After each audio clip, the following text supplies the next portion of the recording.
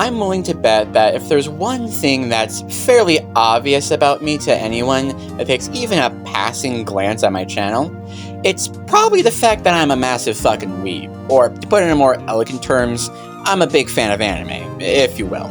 So naturally, as someone that spends a lot of their free time watching a lot of anime and reading a lot of manga, there's a lot of tropes and reoccurring elements that I've noticed pop up somewhat frequently within this little hobby of mine, for better or for worse. So today, to celebrate the month of love, I'm going to be going over a handful of pet peeves of mine that, while not usually being enough to outright ruin a show on its own, does tend to drag down the experience a little bit, because you can't fully appreciate something if you're unwilling to dig a little deeper to criticize it.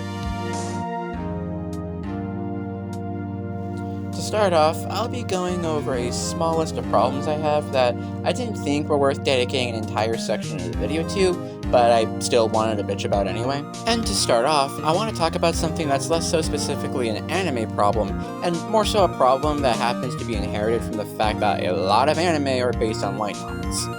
I am, of course, talking about the long-ass titles. Is it low-hanging fruit that everyone's made fun of at one point? Oh yes, definitely. Is it going to stop me from clowning on it? No, because what do you mean it's a common practice to make the back of the book obsolete? Like, I get it. Isekai as a genre does tend to get unfairly written off as power fantasy slop, so it's only natural that an author will want to highlight the most unique and interesting aspect of their story to potential readers and reviewers in the case of the anime adaptations. However, if your solution to that is to make a long and wordy title that's only focused on showing off the supposed unique and interesting aspect, without any regard for the word salad you're shoving in other people's mouths, then I'm sorry, but that's not showing off a cool premise. That's shoving in a clunky gimmick, and your title is suffering for it. Cause seriously, who in their right mind is gonna walk up to their friend and recommend them a show called... no. Brace for this. Backstabbed in a backwater dungeon, my trusted companions tried to kill me, but thanks to the gift of an unlimited gacha, I got level 9,999 friends, and I'm out for revenge on my former party members and the world. Yes, that is an actual title of a show, and no, I don't blame newer anime fans for immediately going back to watching the latest shonen afterwards. On an unrelated note, did you guys know that in Japan, a lot of anime live and die by Blu-ray sales?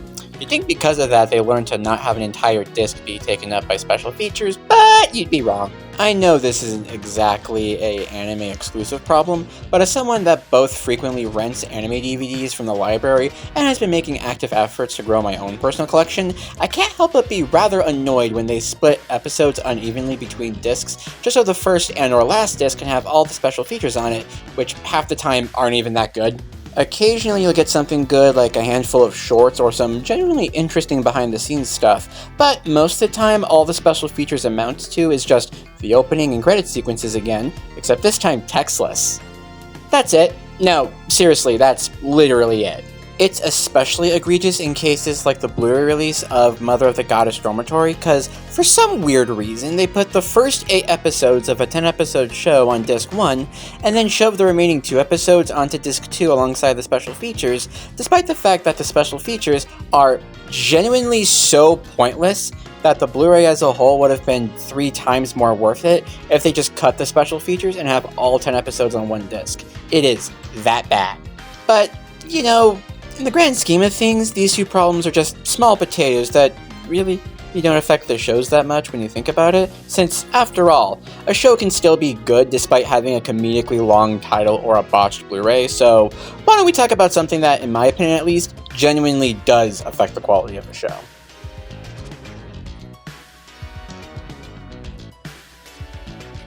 So as I alluded to earlier in the video, and as a lot more hardcore anime fans no doubtedly already know, there's not a lot of original anime out there. And when I say that, I'm not talking about the massive amount of isekai slop that comes out every year. I'm more so referring to the fact that most anime are an adaptation of either a light novel, a manga, or a video game.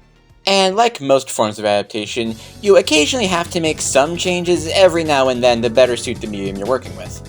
However, sometimes shows will fail to account for the fact that most anime, especially seasonals, don't tend to go beyond a single 12-episode season, which sometimes results in what I like to call 5th Dungeon Party Member Syndrome. aka a character getting introduced way too damn late into the show. Aside from occasionally feeling like an ad for the source material, introducing a character too late into a show not only risks wasting the potential of an otherwise cool and interesting character due to them now having limited screen time, but in cases where it's particularly poorly handled, risks the character in question feeling like either a deus ex machina or a pointless obstacle for the heroes. A particularly egregious example of this, in my opinion, that I know damn well I'm probably going to get some heat for is Gilgamesh from Fate, and while we're here, genuine question as a more casual Fate fan, but is it normal for him to show the fuck up out of nowhere near the end? Is that like his shtick? Because if it is, it's not a very good shtick in my opinion. I was especially not a fan of this in the original Studio Dean adaptation of Stay Night, because deadass, he just shows the fuck up out of nowhere near the end of the Medea fight, one-shots her, and almost immediately starts bragging about himself. Like, what kind of Mary Sue-ass introduction is that? Now, granted, I have heard from more hardcore Fate fans that this particular adaptation does tend to mix and match various aspects of various routes from the original visual novel. So I wouldn't be surprised if the original visual novel handled him way better. But regardless of how well he was handled in the source material, my first real exposure to said character was the Studio Dean anime, and because of how poorly he was handled in said anime, to the point where his introduction felt like a deus ex machina more than anything else, my perception of the character is, to a degree, very tainted. Which is another consequence of introducing a character way too late into a show, since due to their lack of screen time, the audience doesn't really have much time to know or understand the character at all, which especially stings in the honestly likely case that someone checks out the anime adaptation before the source material.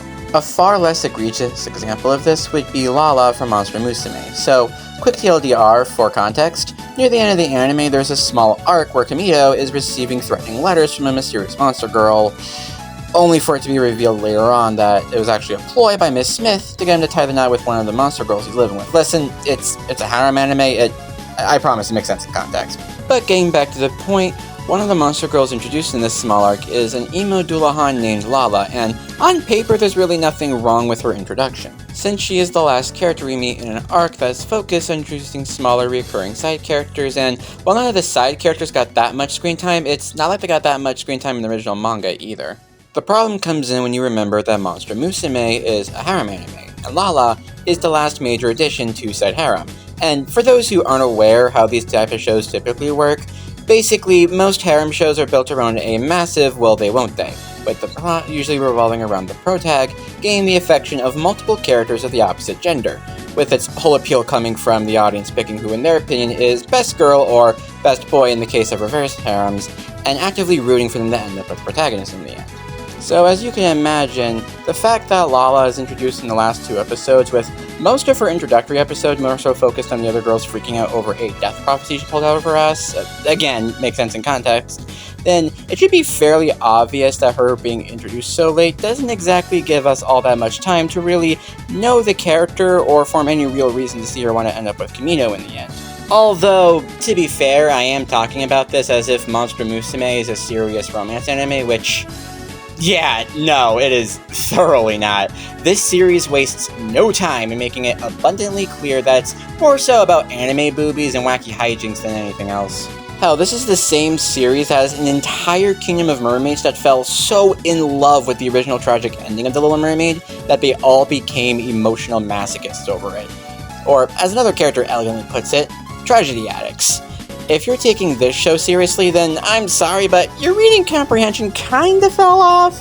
So, in all honesty, the fact that Lala is introduced so late into the show isn't really that big of an issue, and to be 100% fair, from what I've read of the original manga, she's not super well utilized there either, so it's not like that's a problem exclusive with the anime adaptation. But regardless, introducing a character too late into a show, while never being enough to outright ruin an anime for me, can seriously dampen the experience sometimes, especially if it's painfully obvious the show in question is not going to get a second season. But you want to know something that can, does, and has ruined a show for me? Well... So with every other thing we've talked about today, there's been a bit of a running theme with a lot of the problems I brought up only really occurring due to mistakes occurring in the process of adapting the series in question. But depending on how you look at it, This last one kind of bucks that trend since, while it's fairly easy to mess up screen time distribution with characters that are introduced later into a story, I cannot in good consciousness say the same thing about how frequently a lot of anime will fumble their protagonists. I say this because my problem isn't that they're taking what was once a good character and somehow mucking them up. My problem is that the source material was, quite frankly, shit to begin with, and in order to understand why, allow me to ask you a simple question. What's your favorite anime, and what do you think makes its protagonist so interesting? And while you're thinking about your answer, and maybe even writing a comment about it, wink wink, nudge nudge, please like and subscribe, allow me to go over a few of my favorite protags. Ruby Rose, Jotaro Kujo, and Rentaro Aijo. An odd batch of characters for sure, but why I picked these three will make sense in a moment, so let's start with Ruby Rose. To me at least, what makes Ruby Rose such an interesting character is her optimism. Early on, this trait is seen as childish and naive, yet throughout the many near-hopeless situations she finds herself in, it's that same optimism, that willingness to both believe in herself and others, is what lets her get right back up and face the current situation head-on, even when she's hit her lowest point. Said lower point serving as the backdrop of what is, without a doubt, my favorite volume of Ruby. Now as for Jotaro, the thing I find most interesting about him is his toughness. In Stardust Crusaders, and to an extent Diamond is Unbreakable, Jotaro is characterized as a cool yet somewhat emotionally distant badass who wins fights not by overpowering his enemies with brute strength, but rather by outthinking his foes and taking full advantage of any shortcomings or blind spots within his enemy's abilities. I especially like the emotional distant aspect of his character, since early on it's used to add to his badass factor, as he's shown being virtually unshaken after particularly difficult fights, but later on in Stone Ocean it's shown that he ended up being a bit of a shitty dad due to being such a naturally emotionally distant person. Which is a bit of an interesting contrast with my last example, Rentaro Aijo, since the thing I find so interesting about him is just how caring he is as a harem protag, with a lot of the show's fun coming from the cartoonish lengths he's willing to go to in order to make his comedically large number of girlfriends happy, even if it occasionally comes at his own expense. And given that 100 Girlfriends is just a smidge bit more self-aware than your average harem anime, which I think is what allows Rentaro's caring nature to come across equal parts funny as it is wholesome. Hopefully you've noticed a bit of a pattern with my three examples, mainly how all three of them have traits that their respective stories actively do a lot of things with. Like how Ruby's world is always pushing Ruby's optimism to her absolute limits, or the many different ways Jotaro's tough guy act is framed throughout the many parts of JoJo, or even how Rentaro's caring nature is used in a lot of the more cheesy moments of 100 Girlfriends. This, along with none of the traits I mentioned generally having anything to do with their combat abilities, are incredibly low bars for writing an interesting character that an unfortunately large number of anime just completely fail to cross.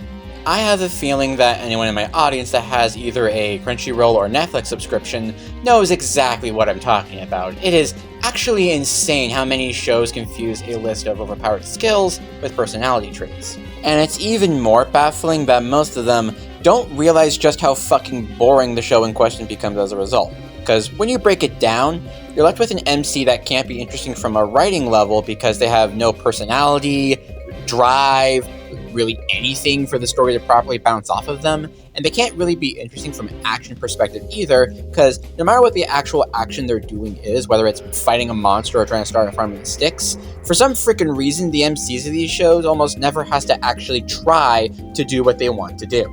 It's like the writers are allergic to seeing their protagoon struggle, so because of that, they always end up winning first try with no actual effort put into their victory. They never have to learn how to properly fight the dangerous monster that's killing everyone, they just pull a giant laser beam out of their ass that kills it with one shot. They never have to actually wait for their crops to grow, they just pull a time spell that lets them grow instantly at absolutely no cost. And notice how I'm saying all of this without giving a specific example or name-dropping a specific character. That's because this shit is so rampant and widespread in the isekai genre that, quite frankly, I don't fucking need to. To put it in perspective, right now I am talking just as much about Demon Lord Retry as I am I've been killing slimes for 300 years and maxed out my level. At the end of the day, it really wouldn't make a difference if I was saying all this about a specific character or not, because ultimately, it's all the exact same problem. Their protags are too OP, and because it didn't bother trying to get me invested in how they became so OP, I'm left bored out of my mind knowing for a fact that there's nothing the show can throw at them that would provide an actual challenge or struggle. And the sad thing is, there is a way to make an overpowered protagonist work. You just have to write with their overpoweredness in mind.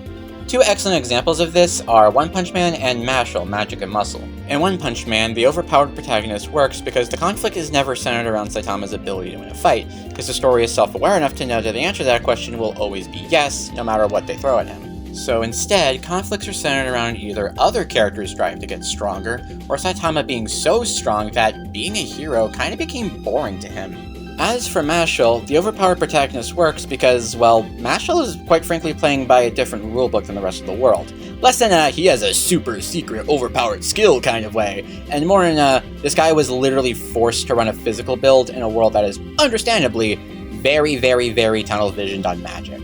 And because the world is so focused on magic, it makes sense why a lot of the show's antagonists are struggling to keep up with a guy that literally has no access to magic. The possibility of facing a physical threat is not even a thought that crossed their mind, and thus never really had a reason to prepare for it, even if a lot of Mashle's strength feats are inherently cartoonish. But in the end, the real reason these two shows were able to make their overpowered protagonists work is because their authors actually gave a shit about making a good story. Meanwhile, the guy behind your average isekai light novel is far more concerned with raking in all that waifu money they're going to get from the inevitable anime adaptation than anything else. Moral of the story for any newer anime fans watching this: do not make an isekai the first show you watch. You will probably be bored out of your mind. But that's just my opinion on the subject. But in the meantime, that's going to do it for this video, so if you have any pet peeves you thought I should have mentioned or want to give your 2 cents on anything I talked about in this video, be sure to tell me about it in the comment section down below, and until next time, this is Indie Psychic, signing out.